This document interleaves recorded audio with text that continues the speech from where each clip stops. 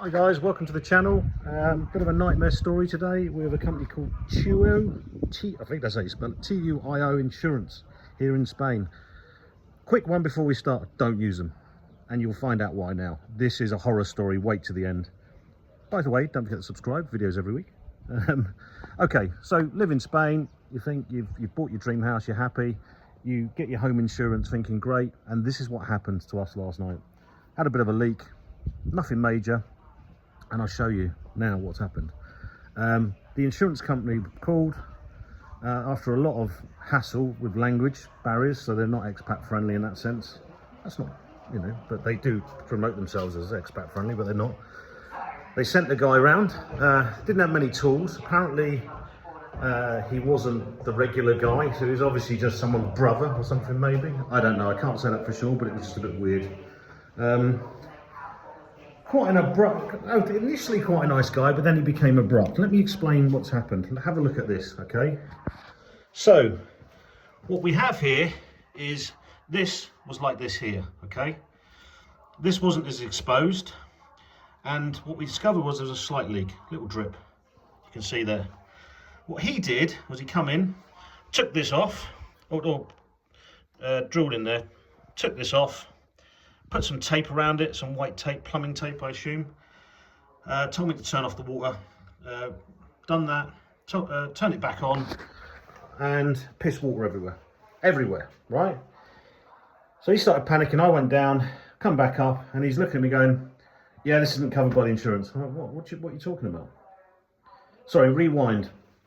His first bit he said was, yeah, we're going to need to put something on it and then monitor it for 3 days and bring a radar. And I've heard this is their classic scam, all right? They want to make this out to be a bigger job than it is. When I was like looking at him with like, are you on drugs? There's a leak, you know, you can see the leak. I just didn't want to take it off.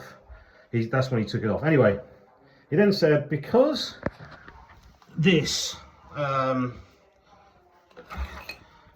section here, where it joins the pipe, was leaking, the insurance company don't cover it.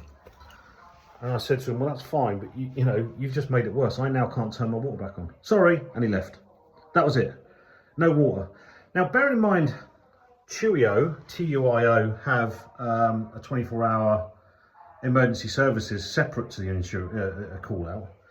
He should have at least made it doable that it wasn't going to, you know, we had water for the evening, or at the very least. Instead, he just left. Now, that's a legal requirement, so we're going to complain to the insurance ombudsman.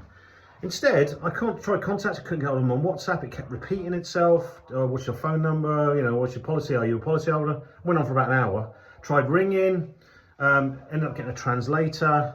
They then refused to send someone out because they said it was protocol that they get the report from the plumber first before they do anything.